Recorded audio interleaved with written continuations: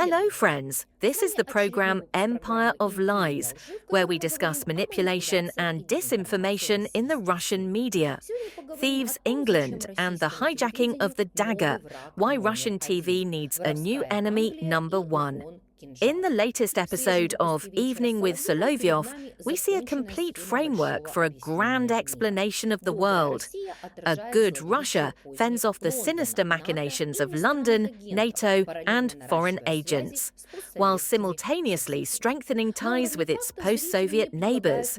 Viewers aren't offered anything verifiable on the factual level. They're treated to hints, theories, and confirmations from anonymous sources. But on the policy level, we have a clear program. This program isn't aimed at Ukraine or even the United States. It's aimed at Europe case anchor, MiG-31 hijacking, as a magic key to all doors. The main sensation of the episode is the story of a Ukrainian intelligence operation allegedly foiled by the FSB, an attempt to hijack a MiG-31 with a Kinjal missile and fly it through Romanian airspace to a base in Constanta. Then there are three versions of the goal: drawing NATO into the war, shooting down the aircraft and passing it off as a Russian attack, or stealing the launch vehicle and studying the technology. What matters isn't whether this can or can't be proven. What matters is how the meaning is constructed. Any escalation is the West's fault. Even if we're talking about a hypothetical scenario, the blame is already assigned. British intelligence services, mercenaries, underhanded work through social media.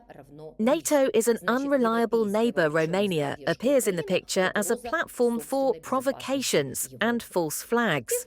The logical connection is simple. The EU equals NATO, NATO equals risk, which means European involvement in supporting Ukraine is a threat to Europe's own security, techno-fetish and fear. The word dagger and the image of a ghost plane act as emotional levers, not as facts.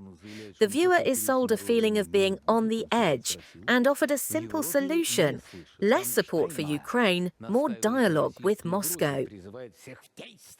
The Western world has become increasingly divided in its rhetoric. Trump from Washington declares that there will be no third world war. He's turned everything into a sham. He's not being heard in Europe, where Steinmeier insists on the Russian threat and calls on everyone to intervene. The UK has its own take on the FAS team. Having used Ukraine as a testing ground,